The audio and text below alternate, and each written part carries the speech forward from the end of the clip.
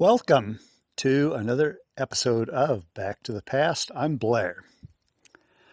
I'm going to do something that is kind of unique for me. I'm going to do a little product review. And I'm not really into doing that, but I am dedicated to learning. I love learning myself. I hope that I learn right up to the day that I die. I hope I can learn something. This really has nothing to do with historic restoration, but it does seem to me to be something that would be very helpful for campers, homesteaders, people that live off-grid, or just starting out living off-grid, which I am right now. I'm completely off-grid on my cabin here in the Ozarks. I've got public water supply that is available to me. I've got power that has actually been run onto the property, but I really don't feel like paying the minimum payments for using 50 gallons of water when I'm here for a couple of weeks, or for the little bit of power that I'd use. So right now I'm using a generator. The amount of power that I use, that I consume, I can run this for about $1 or $2 a day while I'm here. The amount of water I use really isn't a great deal. I have a spring house that has drinkable quality water, and one of the things that I did back in July was to run a water line from the spring house, water and electrical line from the spring house to right here, the corner of my cabin. So what I'm going to do is show you what I do for preparing to take a shower. I'm a person that I want to take a shower, a nice hot shower, every day. I want to climb into the sleeping bag at the middle or at the end of the day being clean. I've used the solar showers. The solar showers work okay in the summertime when the sun is high, but there isn't much water pressure on them. So what I am doing is I'm using an instant gas heater that I purchased. I think it was about $140. And then a pump-up solar shower that can be used completely for solar to be heated by the sunshine in the summertime. This time of year, it doesn't do much good. Even in Arkansas, where we see a lot of sun during the day, we don't have a sun's angle that's high enough to really heat a solar shower. I know there are people out there that have wood-fired heater or water heaters, and that's fine and that's great. Personally, I don't want to take the time to start a fire. I work all day long. I want to put in every hour that I possibly can getting work done, and I don't want to spend a lot of time heating water. So this unit will, in about 10 minutes, heat enough water for me to take a real comfortable shower. I use a pump-up solar shower that actually gives me about 5 pounds of pressure. It has like you would see on a kitchen hose at home with a little sprayer on it, a thumb-operated sprayer, that actually provides a nice spray for me to take a shower. The Gasland is the brand that I'm using here. There are actually a number of manufacturers that make instant water heaters. This isn't made to be one that heats or you use all the time in the house, but it works great for camping. It puts out a small amount of water. My little shower that holds about 3 gallons of water, and I've learned to take a shower on 3 gallons of water quite nicely, actually. So we're going to go ahead and fire everything up. I've got the water hose run from my spring house, power coming in that I'll power with the generator. And I apologize ahead of time for the noises that'll make. I've got a 5-micron water filtration system. I'll run through that. So it'll come from my spring house through the water filtration system into the water heater and then emerge as hot water on the other side. It's not going to come out at record rates, but it works for me. Here we go.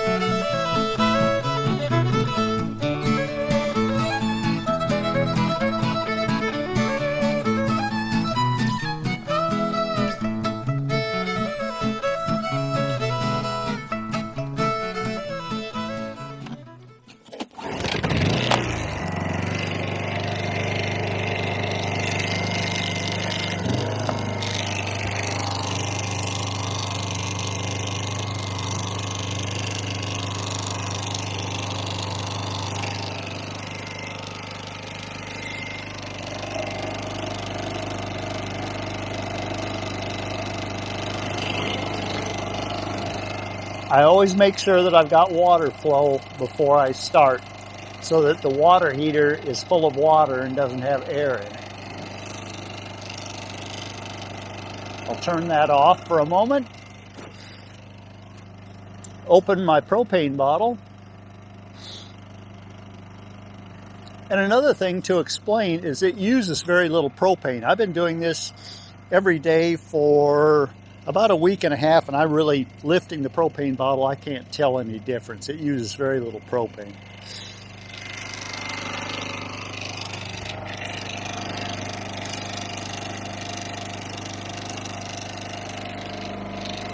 We have water coming out. I'm going to turn the water volume down to fire up the heater.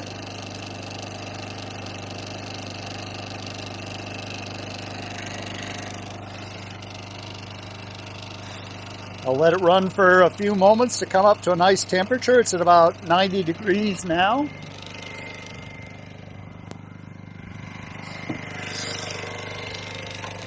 This is my pump-up solar shower.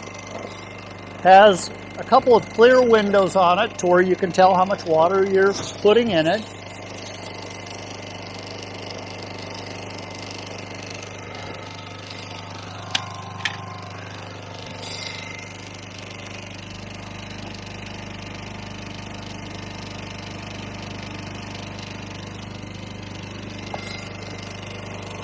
At 113 degrees.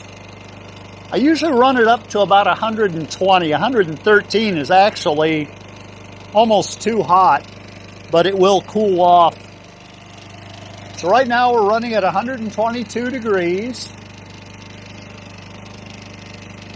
I have a couple adjustments here for a single burner or a double burner. It's set on the double burner. There is a summer and a winter position. The winter position I've not used. It tends to heat things up so much that it'll turn itself off because of overheating at 140 degrees. So right now I've got 120 degree water going into my shower bag. And that's pretty much what I like, because it'll be probably 30 minutes from now before I take the shower. It'll cool down a little bit. It's chilly out here now. The temperature is right at 40 degrees, the ambient temperature. So it's going to lose some heat as it fills up. It's not putting out a tremendous quantity of water, but at 120 degrees, that's really enough that it will fill my bag. Okay, I'm at 124 degrees now, so I'm going to increase the flow just a little bit. That drops it back to 120. It isn't real exciting, but actually once I get it adjusted, I can walk off and do other things while I'm waiting for this to fill. So normally I don't just sit or stand here watching this thing fill. And it stays fairly consistent. This thing is rated to hold 10 liters, which is about 2 3/4 gallons. I'll usually go just a little bit beyond that. By the time that I get it pumped back up, it'll expand some and drop down to that 10-liter mark. My pumping system really isn't capable of pumping much pressure. Fortunately, this thing works under very low pressure. It'll work all the way up to 120 psi, I think it is, and supposedly down to about 3 psi. The pump that I'm using is just a little garden hose pump that is in my spring house, and it is capable of lifting 23 feet of head.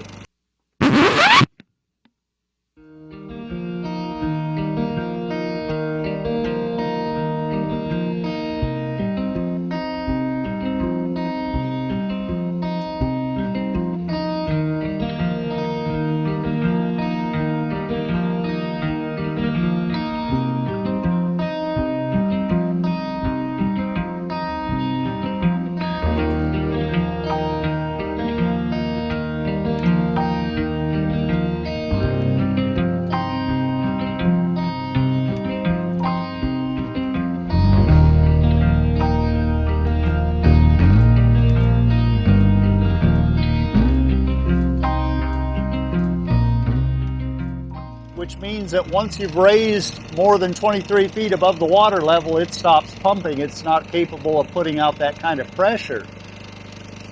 I have about 10 feet of head between here and the spring house level right now, so I've lost about 4.5 pounds of pressure just in getting it from there to here. This thing, they say, requires about 3 or 3.5 pounds. I think it's actually more like about 5 pounds. But 5 pounds of pressure would be, divided by 0.433 would be around maybe 12 feet of head or so, which is just about what I've got here. If I've got 23 feet maximum head, I'm losing 10 feet between the spring house and here. That leaves me about 13 feet of head, or around 5 or 6 psi of pressure, which is enough to keep this thing operating.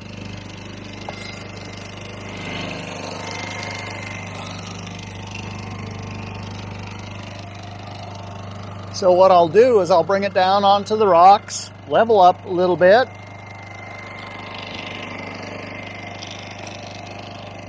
watch my indicator level. There would be 10 liters. I'll actually bring it up to about here before I turn things off. Just a little further to go. And that's about it.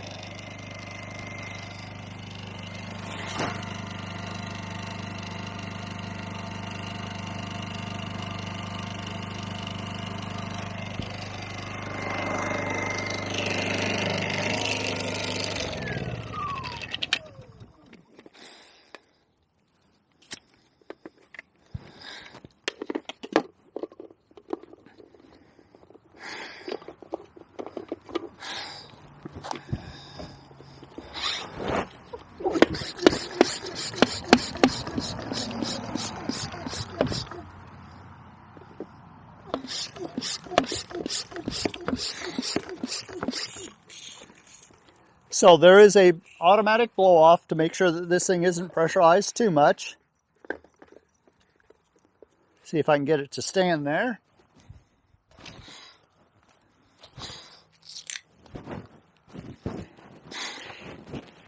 Gabby, come here. Go on. There is a check valve in the outlet below. Seems really strange. All you do is to press this into this check valve. Sometimes you'll leak just a little bit as you open it up. It amazes me that it holds. But that's a pretty nice stream of water for a nice hot shower. You can see it's steam. I will leave links for both this. I don't remember the brand name. I can't pronounce it. I have no idea. Probably made in China. The Gasland stove is probably made in China. But I've had very good results from both of these. Like I say, it's a sort of a no-fuss sort of thing. Takes very little time to set up. The thing that does take a little bit of time is after I'm done using it, I am a little concerned about the temperature dropping below freezing, so I want to completely drain this. I drain my water filter just to make sure I don't have anything that freezes up overnight. I hope this has been helpful. Like I said, for me, it really is just about ideal. It takes very little time. It consumes very little time out of my workday. It heats up to a wonderful temperature, a wonderful shower temperature.